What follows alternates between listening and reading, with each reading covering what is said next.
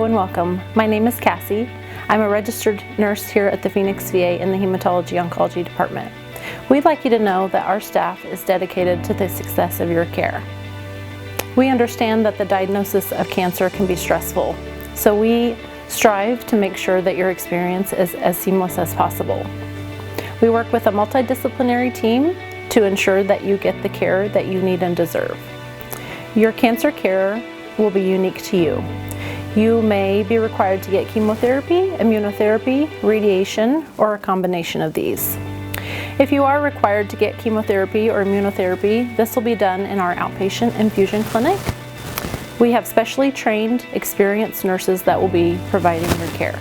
Your safety and care are important to us, so you will be required to have lab work done prior to every treatment that you get.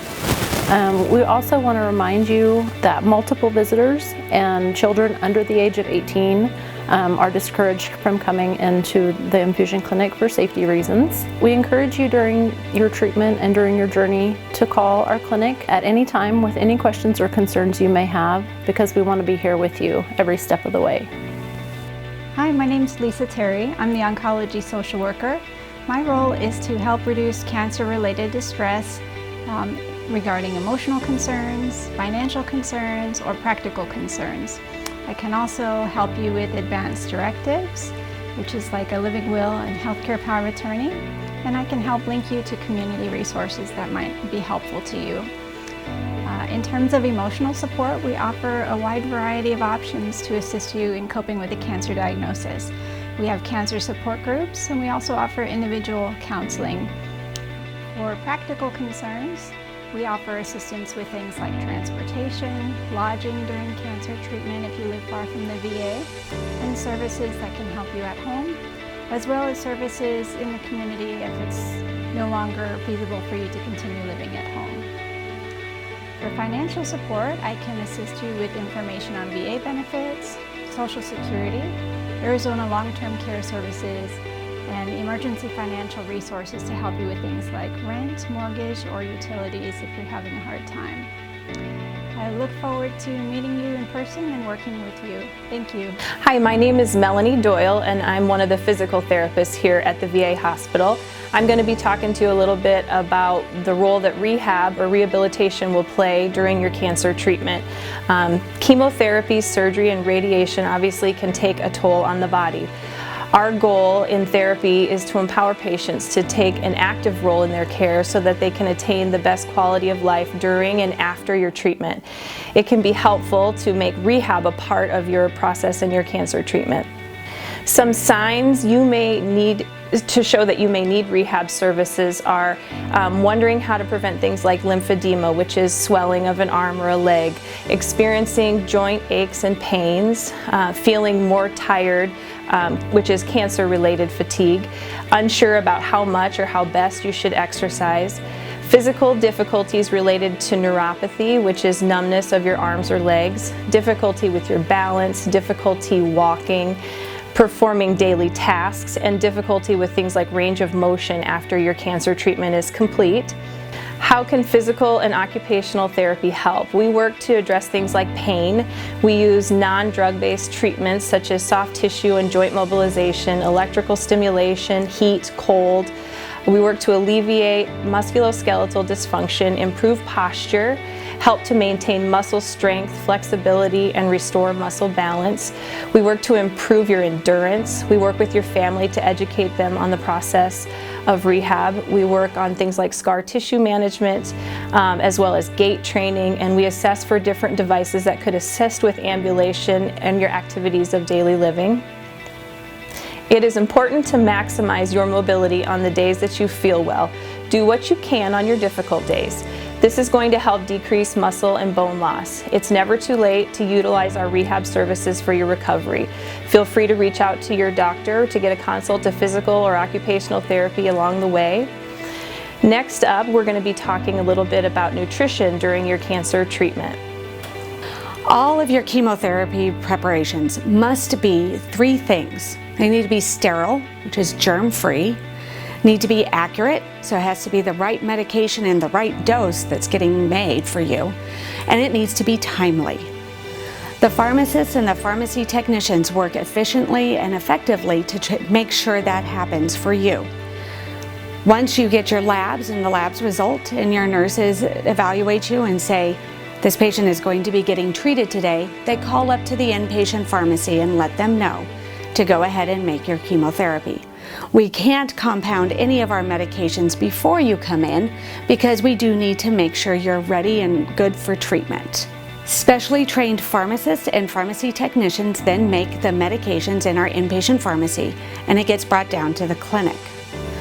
It's important to note that it can take between 20 and 40 minutes sometimes to make one chemotherapy dose, depending on what the medication is and how it gets prepared. Just know that your pharmacists and your pharmacy technicians are working quickly and efficiently to make sure you have the safest delivery of your medications possible. Hi, my name is Mindy Skelton, a nurse practitioner from the Outpatient Palliative Care at the Veteran Administration Medical Center in Phoenix. Today I wanted to spend a little bit of time to talk to you about our palliative care medicine and what it can offer you during your journey. Our palliative care team involves physicians as well as advanced practitioners and medical psychologists and chaplain services and social services, as well as our clinical pharmacist resources. Palliative care is a program that is available for all veterans that are suffering with serious or even complex chronic illness. Some of the chronic illness that I'm talking about is congestive heart failure, chronic lung disease, and end-stage liver disease and renal disease, and dementia. And as we are talking about more of an acute, serious illness for this setting is cancer. Palliative care provides a continuum of a comfort and social services in the areas of inpatient hospital stay, as well as outpatient clinic setting, and even in the home settings. Palliative care can be provided concurrently with other medical care used to actively treat or cure an illness or even prolong life. And we touch on the areas of our physical burden as well as emotional and spiritual and psychosocial, some of the burdens that are experienced by our veterans and family members. It has shown that optimizing the management of these burdens and symptoms has significantly impacted one's quality of life and their physical and functional status, and even prolong life. We also address goals of care. And what I mean by that is to share with us your preferences as far as what you hope to accomplish through this endeavor. So we talk about the extensiveness of your conditions and the treatments that you'll be engaged, and also how that will look like as far as your life thereafter. We addressed your advanced directives that you've completed, and if it hasn't been, then the oncology social worker will be able to assist with that. And we also delve into some conversation that is so crucial, but it is often hard to address, to talk about your life-sustaining treatment decisions and goals. The questions that we would address with you is, number one, what is your understanding of your illness at present? And if your health status should worsen, what are the most important goals that you have in mind? And what is your biggest fears and worries about the future of your health? And what is it that's some things that are so critical that you couldn't live without?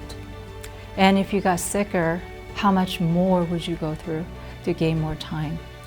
These are the questions that will stir up lots of uncertainties, but it gives some directions as far as how you would like to have this journey look like or pan out.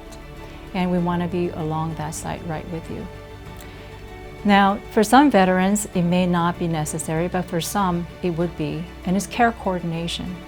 Some of our veterans receive care outside of the VA, so some of the challenges of getting care coordination is pretty tough.